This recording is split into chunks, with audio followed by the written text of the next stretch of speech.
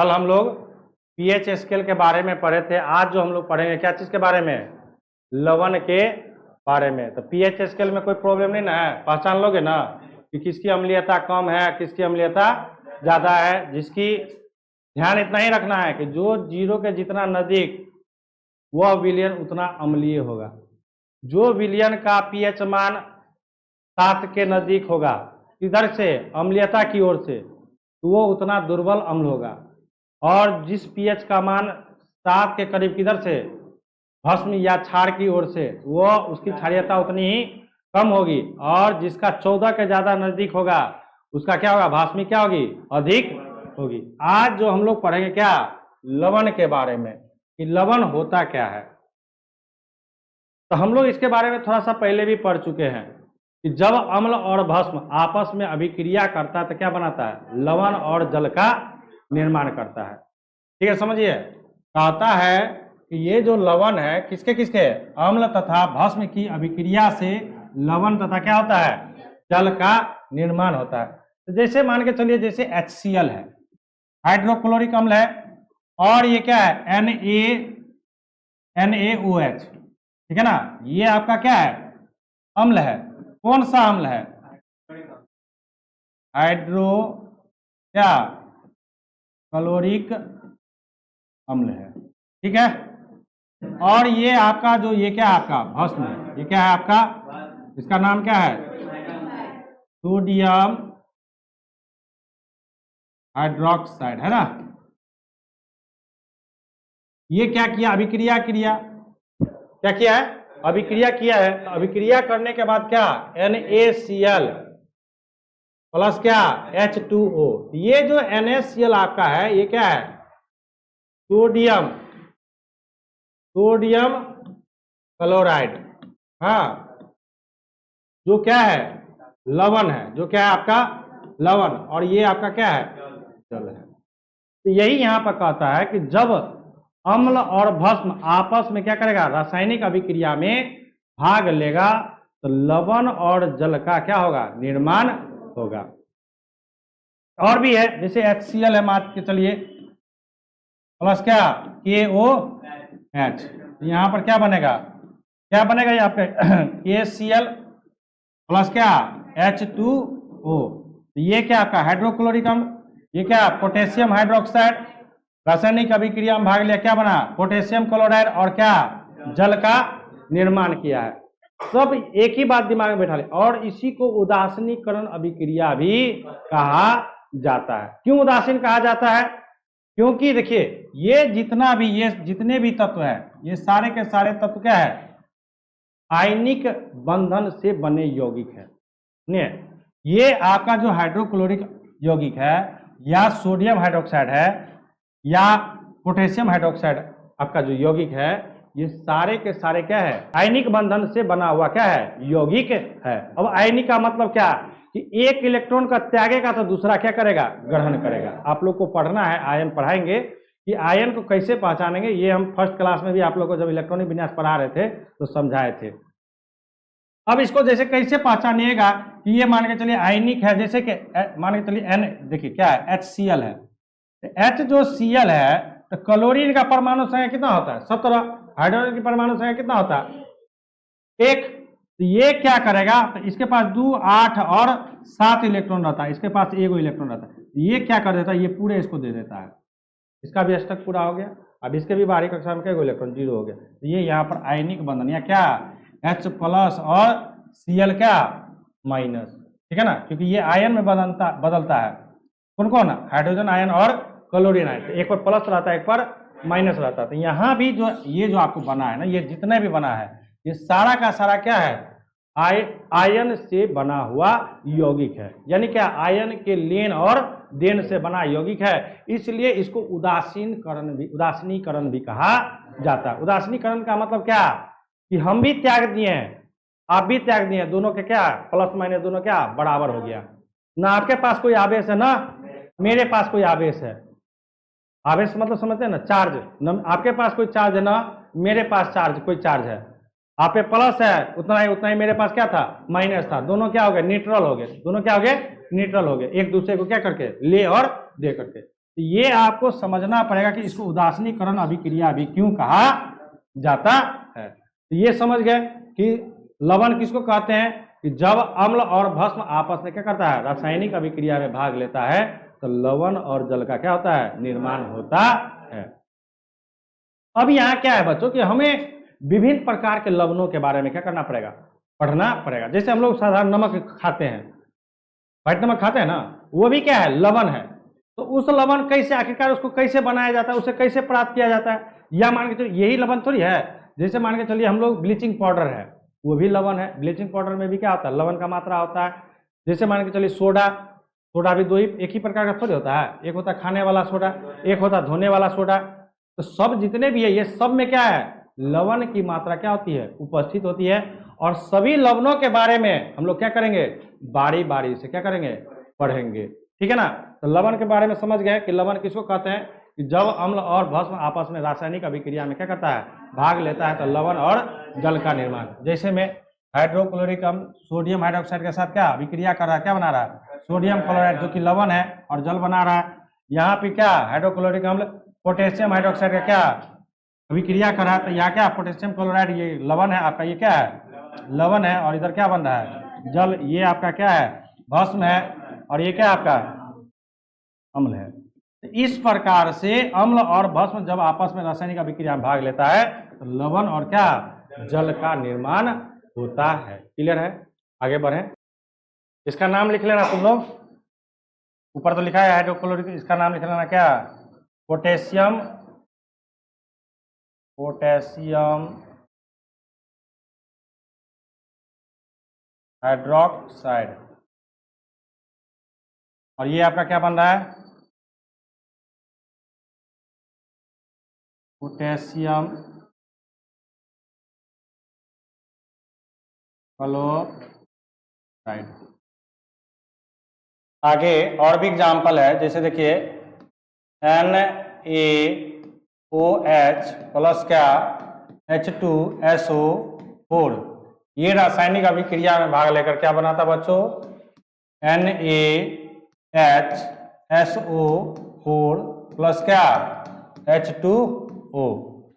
अब देखिए ये आपका क्या है,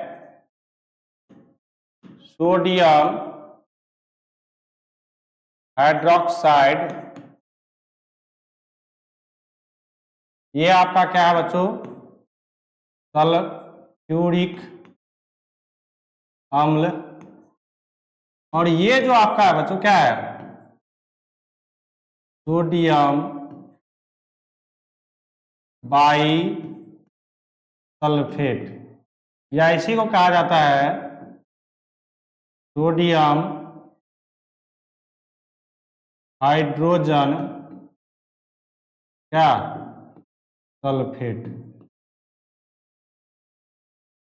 ठीक है। और ये आपका क्या है बच्चों, जल है। तो ये भी क्या है आपका एक, ये आपका क्या हो गया, भस्म, और ये क्या हो गया आपका अम्ल, ये आपका क्या हो गया लवण, ये क्या हो गया आपका बच्चों लवण, और ये क्या बन गया जल। यानी क्या है, कहने का मतलब क्या है कि जब भस्म और अम्ल आपस में क्या करता है, अभिक्रिया करता है, तो लवण और किसका, जल का निर्माण करता है। कहता कि लवण कितने मुख्यतः 3 प्रकार के होते हैं। कौन कौन, एक होता है सामान्य लवण।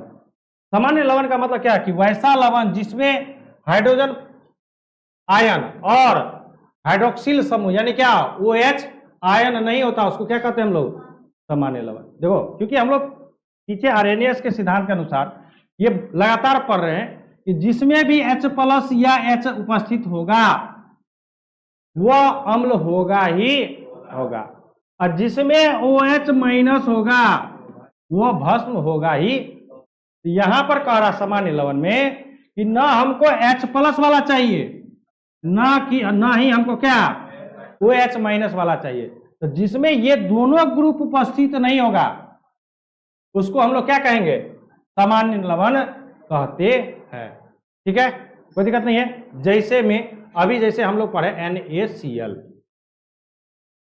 Na ये क्या है, इसमें कहीं है हाइड्रोजन ऑक्सीजन है कहीं पे, न हाइड्रोजन है और न हाइड्रोक्साइड है, तो इसको हम लोग क्या कहेंगे उसके बाद देखिए जैसे KCl है इसमें कहीं पर, ये क्या है आपका सर? पोटेशियम क्लोराइड है ना। और भी लिखिए, और लिखिए, जैसे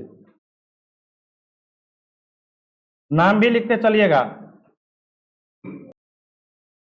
देखिए जैसे NaCl होगा, KCl होगा, अभी जस्ट लिखे क्या Na2SO4, हाँ सामान्य लवण है, ये भी क्या आपका है सामान्य लवण। और देखिए Na3PO4 जिसका नाम क्या है ट्राई, क्या है इसका नाम?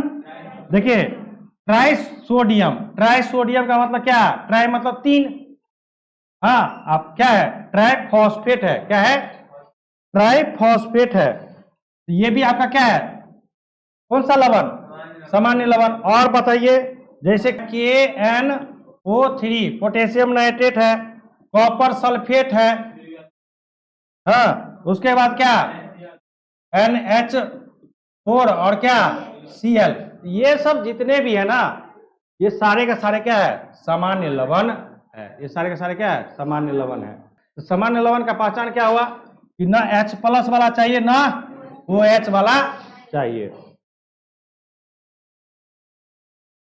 आगे देखिए कहता कि अम्लीय लवण किसे कहते हैं? कहता है कि किसी अम्ल के अणु में उपस्थित विस्थापनशील हाइड्रोजन, विस्थापनशील का मतलब क्या हाइड्रोजन ही निष्कासित होता है। प्रबल अम्ल हम लोग जो पढ़े हैं ना, तो प्रबल अम्ल में क्या होता है, क्या पढ़े हम लोग, क्या पढ़े प्रबल अम्ल में कि इसमें हाइड्रोजन आयन क्या होगा निष्कासित होगा, और दुर्बल अम्ल में क्या कि अंशतः यानी कुछ निकलेगा कुछ। तो यहां पर भी क्या कहता है किसी अम्ल के अणु में उपस्थित विस्थापनशील, विस्थापनशील मतलब क्या हटने वाला, कौन हाइड्रोजन, यही ना H+ से ना हटता है प्रबल अम्ल के लिए, और दुर्बल अम्ल के लिए क्या कुछ हटता है कुछ रहता है। तो कहता है कि हाइड्रोजन परमाणु को धातु द्वारा अंशतः विस्थापित करने के फलस्वरूप बने लवण को क्या कहते हैं हम लोग अम्लीय लवण कहते हैं। या वे लवण जो किसी भस्म द्वारा किसी अम्ल के अपूर्ण उदासीनीकरण यानी अंशतः, अपूर्ण है पूरा पूरा नहीं हटा रहा है, क्या है अपूर्ण है, के फलस्वरूप जो बनता है उसको क्या कहते हैं हम लोग अम्लीय लवण कहते हैं। या अम्लीय लवण में एक या एक से अधिक हाइड्रोजन परमाणु क्या रहता है उपस्थित होता है, इसको हम लोग क्या कहेंगे अम्लीय लवण कहेंगे। कोई दिक्कत है इसमें? चलिए जैसे में लिखिए, जैसे में लिखो, लिखिए NaHSO4, ठीक है। अभी देखिए इसमें क्या है भास्मिक लवण, कहता कि वैसा भस्म जिनके अणु में एक या एक से क्या है अधिक हाइड्रोक्सिल समूह, हाइड्रोक्सिल समूह का मतलब क्या OH- उपस्थित हो और अम्ल के द्वारा आंशिक रूप से उदासीन होकर क्या भास्मिक लवण प्रदान करता है, उसे क्या कहते हैं भास्मिक लवण। या कहता कि वैसा लवण जिसमें भस्म के गुण के साथ साथ क्या लवण का भी गुण उपस्थित हो, यानी भस्म तो है ही लेकिन उसमें क्या है लवण का भी गुण उपस्थित है, उसको हम लोग क्या कहते हैं भास्मिक लवण कहते हैं। जैसे में लिखो PbOH लिखो भास्मिक लेड, पी से भी पीबी से क्या होता है लेड, पीबी किसका होता है लेड नाइट्रेट, BaOHCl भास्मिक बेरियम क्या क्लोराइड। और लिखिए BiOH का क्या होल ट्वाइस Cl भास्मिक विषमत क्लोराइड।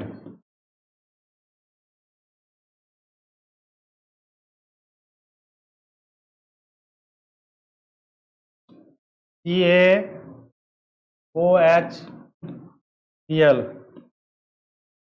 भास्मिक कैल्शियम क्या क्लोराइड MgOHCl भास्मिक मैग्नीशियम क्लोराइड। क्या नजर आ रहा है? कुछ नजर आ रहा है? सब में क्या है? सब में OH उपस्थित है कि नहीं है? ये क्या है? सारे के सारे भास्मिक लवण है। यानी क्या कि जिसमें OH उपस्थित होता है उसको क्या कहते हैं? भास्मिक लवण कहते हैं। देखे तीनों का पहचान समझ गए ना? साधारण लवण में न क्या रहेगा? हाइड्रोजन आयन रहेगा, न हाइड्रोक्साइड आयन रहेगा। ठीक है। अम्लीय में क्या रहेगा? हाइड्रोजन आयन क्या रहेगा? उपस्थित रहेगा, यानी उसमें हाइड्रोजन उपस्थित होना ही है। और भास्मिक लवण में कौन सा क्या रहेगा? हाइड्रोक्साइड उपस्थित रहेगा। तो इस प्रकार से हम क्या इस प्रकार से क्या लवण का पहचान कर सकते, केवल क्या चीज करके? देख करके नहीं पहचान सकते हैं। अब है विभिन्न प्रकार के लवण। उसमें आज हमको पढ़ना क्या? सबसे पहला सोडियम क्लोराइड, जिसको हम लोग क्या कहते हैं? साधारण नमक कहते हैं। लेकिन बच्चों क्या है ना कि अपना भारत देश जो है ना 3 भाग से क्या है? समुद्र से घिरा हुआ है ना? हमारा भारत देश का नक्शा जो 3 भाग में क्या है? जल ही जल है, एक ही भाग में क्या है? स्थल है। ये जो 3 भाग है, तो देखो हम लोग को जो नमक बनाने की जो प्रक्रिया है, यदि हम प्रयोगशाला विधि से बनाए तो नमक बनाने में समय भी अधिक लगेगा और उसका कॉस्ट भी क्या हो जाएगा? अधिक हो जाएगा। लेकिन क्या है ना कि हम लोग को प्रकृति जो है ना कुछ चीजों से क्या किया है? लाभ दिया है। हाँ, कि आप इसका क्या कीजिए? हाँ, लाभ लीजिए। तो हमारे भारत देश में 95% जो है ना ये जो नमक है ना बच्चों, वो कहां से? समुद्री जल से प्राप्त किया जाता है। समुद्री जल का क्या चीज करके? वाष्पन करके, समझिएगा। लेकिन प्रयोगशाला के भी द्वारा हम लोग क्या करेंगे? पढ़ेंगे। तो कहा था समझो कि सोडियम क्लोराइड को मुख्यतः कितने प्रकार से बनाया जाता है? 2 प्रकार से। एक है आपका रासायनिक विधि द्वारा, जो आपको प्रयोगशाला में बनाया जाता है। दूसरा है जो समुद्री जल का वाष्पनकरण करके क्या होता है? नमक तैयार किया जाता है। हम लोग जो भी घर में नमक का यूज करते हैं वो सारा का सारा किसके माध्यम से? वाष्पन विधि द्वारा। यहां पर कहता है कि जब सोडियम हाइड्रोक्साइड को हाइड्रोक्लोरिक अम्ल के साथ क्या किया जाता है? अभिक्रिया कराया जाता है, तब क्या किया जाता है? अभिक्रिया के फलस्वरूप सोडियम क्लोराइड प्राप्त होता है, जिसको हम लोग क्या कहते हैं? साधारण नमक। तो क्या इस नमक को खा सकते हैं? नहीं। ये नमक साधारण नमक तो है, लेकिन ये खाने योग्य नहीं है। क्योंकि खाने योग्य तभी होता है जब उस नमक में आयोडीन की मात्रा क्या मिलाया जाता है। ठीक है ना? तब जाकर के वो नमक क्या होता है? खाने योग्य होता है। तो यही यहां समझना है। यहां पर देखिए इसका रिएक्शन देखिए, समझिएगा क्या बताए कि जब सोडियम हाइड्रोक्साइड यानी क्या NaOH किससे अभिक्रिया करेगा? हाइड्रोक्लोरिक अम्ल से, मतलब क्या? HCl से। ये क्या बनेगा? NaCl प्लस क्या? जल। यही जो बच्चों है ना क्या, ये जो सोडियम क्लोराइड है इसी को क्या कहा जाता है? साधारण क्या नमक कहा जाता है। ये हो गया क्या आपको? रासायनिक विधि द्वारा जिसका निर्माण प्रयोगशाला में किया जाता है। लेकिन इसके द्वारा निर्माण करने में समय भी अधिक लगेगा और खर्च भी क्या होगा? अधिक हो जाएगा, जिसके कारण नमक का मूल्य क्या हो जाएगा? काफी बढ़ जाएगा। लेकिन हम लोग का क्या है, 10 रुपया में भी नमक का पॉकेट मिल जाता है, 1 kg का मिलता है ना। तो उसको प्राप्त करने के लिए यानी ज्यादा से ज्यादा लोगों के लोगों तक कैसे नमक को पहुंचाया जाए कम से कम रेट में। सरकार का तो ये दायित्व है ना, सरकार का क्या दायित्व होता है कि कम से कम रुपया में कैसे उपभोक्ता तक क्या किया जाए, पहुंचाया जाए। और इसके लिए जानते हैं कि इस पर एक क्या हुआ है, इस नमक पर आंदोलन भी हुआ है, जिसको हम लोग क्या कहते हैं, नमक आंदोलन हुआ है। गांधी जी किए थे। हाँ, क्यों किए थे? क्योंकि अंग्रेज क्या करता था ना, नमक का निर्माण करके वो हमसे ज्यादा मुनाफा पर बेचता था।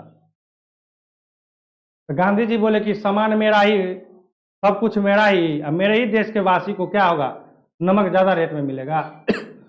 तब उन्होंने क्या किया, नमक आंदोलन किए थे। और तब से लेके क्या, नमक आंदोलन में उनको जेल भी जाना पड़ा, ठीक है ना। जैसे ही आंदोलन होता है तो रास्ता क्या हो जाता है, खुल जाता है। तब वहां से नमक निर्माण का क्या, क्योंकि हमारा भारत देश क्या नमक के मामले में बहुत ही समृद्ध है। मतलब क्या है कि इसके पास ढेरों सारा है, बहुत सारा नमक का, ये जितना चाहे नमक बना सकता है। लेकिन उसके लिए अनुकूल मौसम भी होना चाहिए, क्योंकि उस जल को, जो समुद्री जल है, उसका वाष्पित कैसे करेंगे, वाष्पित तो होना चाहिए, तभी तो ठोस पदार्थ के रवा उसमें प्राप्त होगा हमको, क्या चीज का, नमक का ढेला, ढेला का प्राप्त होगा। फिर उसको क्या करता है, पीस करके उसमें से अशुद्धि को निकाला जाता है, और तब जाकर के उसमें उसको आयोडीन युक्त नमक बनाने के लिए उसमें कुछ मिलाया जाता है। क्या मिलाया जाता है अभी बताते हैं। उसमें मिलाया जाता है पोटेशियम आयोटेट या पोटेशियम आयोडाइड मिला करके आयोडीन युक्त नमक बनाया जाता है, और तब जाकर के वो क्या होता है, खाने योग्य नमक होता है। यदि पोटेशियम आयोडेट या पोटेशियम आयोडाइड नहीं मिलाया जाए, आयोडीन युक्त नमक नहीं बनाया जाए, तो हम लोग जितना भी नमक खा रहे हैं तो बीमारी हो जाएगा, सारे के सारे लोग क्या हो जाएंगे, बीमार हो जाएंगे। तो इसलिए नमक हमें कि कैसा नमक खाना चाहिए, आयोडीन युक्त नमक खाना चाहिए। तो ये था आपको रासायनिक विधि से। अब देखिए क्या दूसरा कौन सा विधि है, दूसरा है वाष्पीकरण विधि। कौन सा, यानी क्या, जल को भाप बनाओ तो गर्म होगा तभी ना भाप बनेगा। हम लोग जैसे कोई भी पानी है, तो पानी को जब तक गर्म नहीं करते हैं तब तक क्या वाष्प में बदलता है, होता है, कभी देखे हो। तो वही यहां कर रहा है, कहता है कि भारत में 95% नमक समुद्री जल के वाष्पीकरण करके क्या किया जाता है, प्राप्त किया जाता है। इससे प्राप्त साधारण नमक शुद्ध नहीं होता है। इससे जो हम वाष्पीकरण करके जो नमक प्राप्त करते हैं वो शुद्ध नहीं होता है। तब कहता है कि इसमें कुछ अशुद्धियां, जैसे क्या रहता है, देखिए सोडियम क्या sulphate, magnesium chloride, magnesium sulphate आदि इसमें क्या होते हैं, उपस्थित होता है। तो इसको क्या किया जाता है, उससे निकाला जाता है। अब कहता है कि पाए जाते हैं आयोडीन युक्त नमक प्राप्त करने के लिए इस साधारण नमक में क्या क्या मिलाया जाता है, पोटेशियम आयोडेट। अब ये ना बोले पोटेशियम आयोडेट या पोटेशियम आयोडाइड मिलाया जाता है, तब जाकर के क्या ये आयोडीन युक्त नमक बनता है, अर्थात खाने योग्य नमक बनता है। लेकिन हम लोग का क्या है कि गरीबी में क्या है, जाते 10 रुपया का ले लेते हैं। तो जो जितना नमक सस्ता है वो समझ लो कि उतना उसमें आयोडीन की मात्रा क्या है, कम है। आप लोग जाते होंगे, यदि टाटा का नमक लीजिएगा, हाँ, तो आपको 30 रुपया 32 रुपया ऐसे करके देता है। इसका मतलब क्या है कि उसमें आयोडीन की मात्रा क्या है, अधिक है। यदि आपके शरीर में आयोडीन की मात्रा कम हो गई तो एक रोग उत्पन्न होता है, जिसको क्या कहते हैं, घेघा रोग। गलफुल्ली, यहाँ पर गाल क्या हो जाता है, यहाँ पर फूल जाता है। किसके कमी से, इसी आयोडीन युक्त नमक के कमी से। यानी आप आयोडीन युक्त नमक नहीं खा रहे हैं तो आपको घेघा रोग लमसम हो ही जाता है। तो इससे बचने के लिए हमें थोड़ा सा, महीना में कितना नमक खाएंगे, 3 से 4 केजी, इससे ज्यादा कोई खाएगा। यदि 30 रुपया वाला खाए तो कितना, 4 को खाएगा कितना, 120 रुपया। और हमको नहीं लगता कि किसी के घर में 4 केजी नमक खाता होगा। किसी के घर में 4 केजी महीना में तो नमक नहीं ही खाता होगा। हाँ, क्योंकि नमक क्या होता है, ज्यादा नमकीन होता है ना।